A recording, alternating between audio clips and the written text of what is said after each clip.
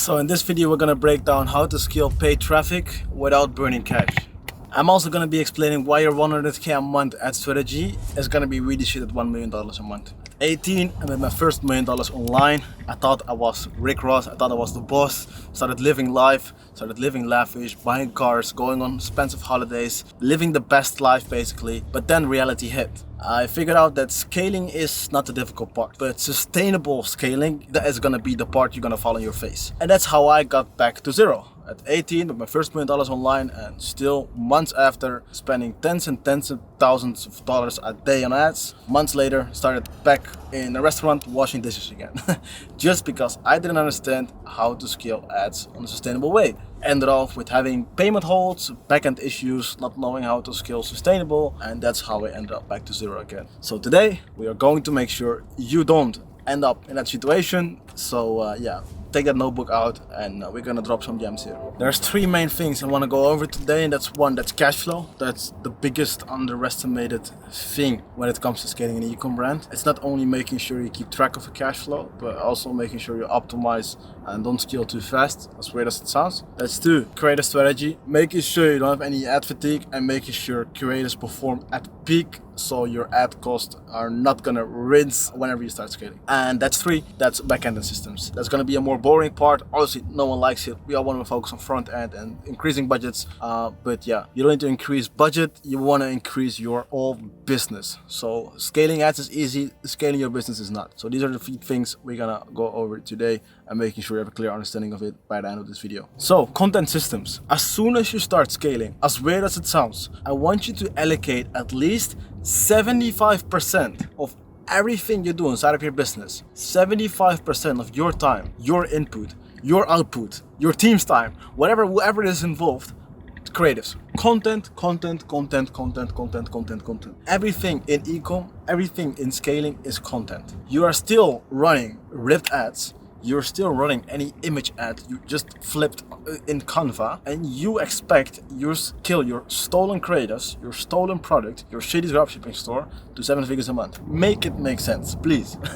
Please. The big difference between a dropshipping store and an actual sustainable brand is scaling your creative strategy to a level that's beyond just ripping ads. So I want you to remember what we have discussed in episode 1, right? That goes full into customer avatar. Understanding your persona, understanding their pain point, their emotional triggers, the likelihood of achievement of your irresistible offer, right? The perfect outcome on why they are buying your product in the first place. As soon as you start understanding your customer avatar, not only copywriting is going to be easy, not only funnel building is going to be easy, and not only creating the irresistible offer is going to be easy, it's also going to be easy for you to create the right creative strategy, because you exactly know who to target. So in that way, it's going to be very easy for you to create the right content tailored to that persona. So if you have an audience of, let's say, women that are 50 plus, your content strategy is going to look totally different than if you are selling to a persona that's yourself. I want you to always mirror your content. So whatever you're selling to, make sure you see and mirror the same audience inside of your content, because people are going to resonate with that kind of people. Same thing as you're walking the street right now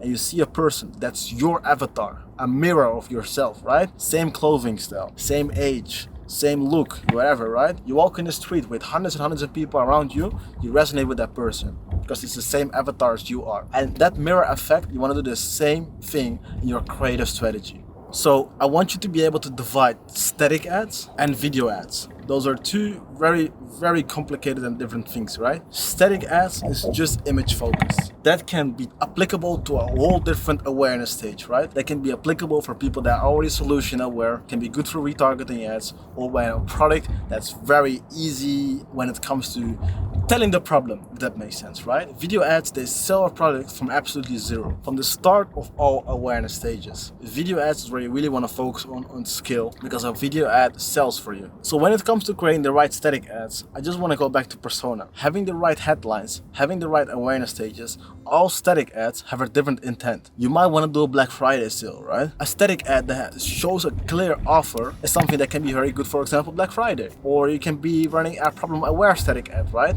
A static ad that clearly shows a problem, but it's very difficult for you to show multiple awareness stages inside of one static ad. Video ads. Video ads is where the real magic happens. I want you to understand one simple word.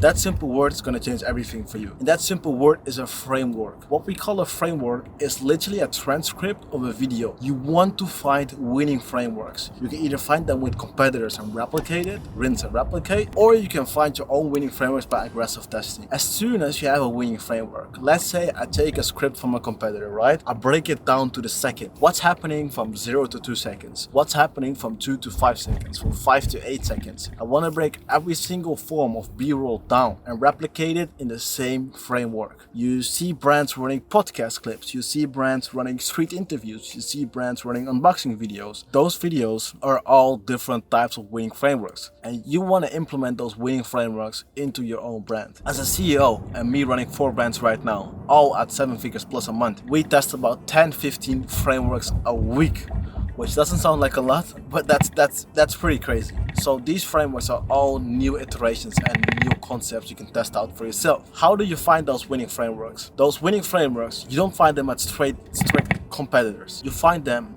in a competitor who has the same avatar. It doesn't need to be the same product. So let's say you take back the example of the previous episode, right? True Classic. They have an avatar of a man between, let's say, 18 and 35. Their frameworks, their emotions, their emotional triggers, their way of thinking, and the way they sell inside of a video ad, that framework is very likely also gonna convert for you if you sell to the same avatar. So we always try to find competitors, not with the same product. It can be a completely different niche, but just the same avatar. So we can literally break down that framework to a skeleton and fill it in with our own content. So now the only thing you need when having those winning frameworks is you need content. So there's one thing that's very, very important when you start scaling content is categorizing your content. Filter it down. Make sure you have everything in a clear foldered overview, so you don't come too short when you need certain clips, when you need certain different B-rolls that fit in those frameworks, right? So one tool we've been using is Recharm. Recharm allows you to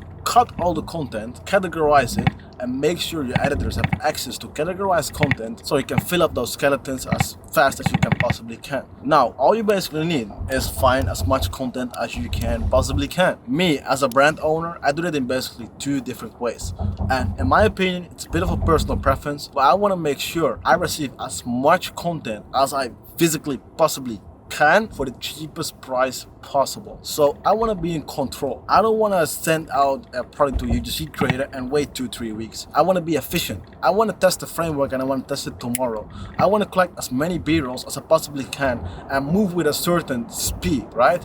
I work on efficiency. I want to move fast and I want to be ahead of competition. So 1, I have creators on a payroll and all on bonus performance. They get a certain percentage of ad spend if their creators perform well. Because if their creators perform well, they're gonna spend more because they have a bigger return, right? So we have a ranking system with our creators we have in-house. I have about 5 creators in-house for each of my brands. These 5 creators, they get consistent content. We expect from them about 10 to 15 videos a week. They're all on a ranking system. Whoever has the creator that spends the most gets the number 1 spot, number 2 spot, number 3 spot, and so on. Every creator is competing against each other to basically supply us with the best creators possible. We offer them the winning frameworks we found from competitors, winning frameworks from our own data, and we supply them with those frameworks and be like, hey, good luck, create the best possible creative you possibly can. If you perform well, you're not only getting a flat monthly fee, but you're also getting a bonus if you get it right and spend the most budget on your creative.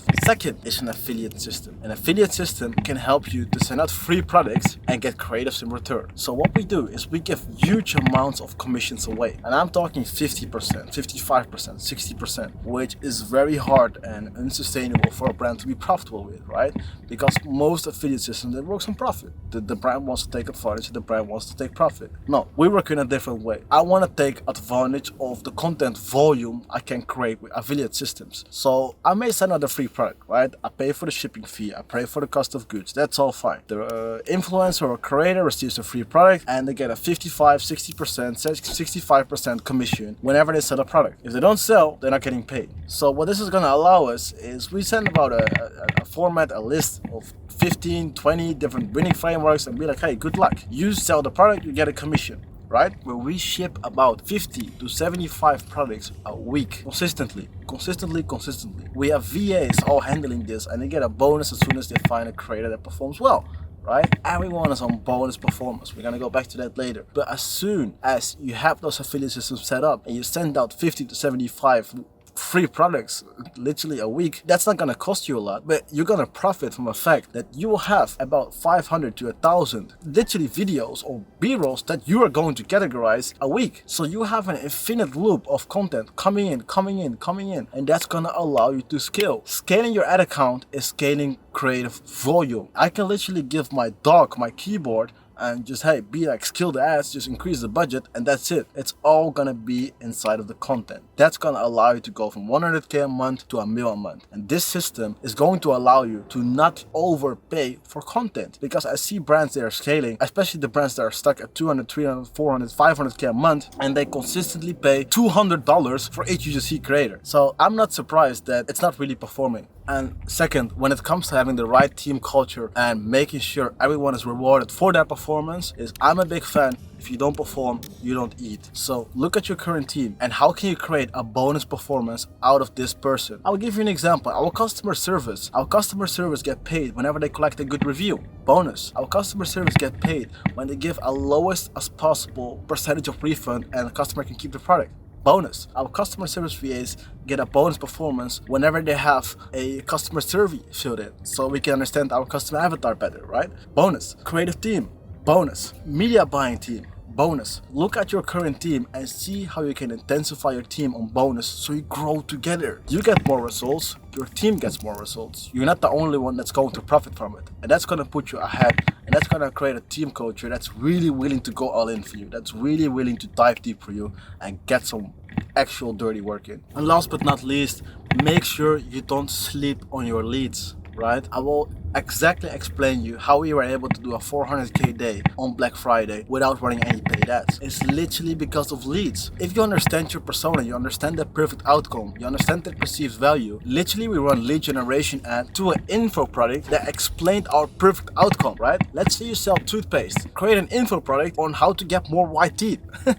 Literally, that's what we did for Black Friday for our supplement product. That's gonna allow us to get very cheap leads, a big email list. Whenever Black Friday came, we introduced our product on a subscription offer and we fly it off, right? Exclusive launch, you only access the launch with a password. Our existing customers, Black Friday week, they actually received a physical letter instead of the letterbox saying, hey, you're exclusively invited from the founder to our exclusive Black Friday invite only sale. This is the password, this is how you can access. Yeah, take advantage of it and just buy your product. And that's how we were able to do a 400K day just by leads. You need to stop underestimating how strong an email can be. That's your way of contacting your warm customer, a warm lead, a warm prospect. Make sure you have right email flow set up. Make sure you have SMS flow set up, because that's gonna position you to unlock a higher level of skill. Last but not least, don't underestimate your cash flow. Whatever you see in Triple Wheel at net profit is not your real take-home cash. Make sure you have the right P&L department, track every cost you make, and have the right forecasting in how much you can spend on ads. That's gonna finish it off for this video. That's gonna help you unlock skill, having the right backend systems, making sure how to structure your team in the right way. Gonna speak a little bit more about team in the next video. Focus on those creative systems and keep in mind that you need to allocate 75% of your overall time and input into content, and that's gonna unlock a next level of skill for you guys. I hope this was valuable. Leave a comment and like and subscribe on the video for more of this.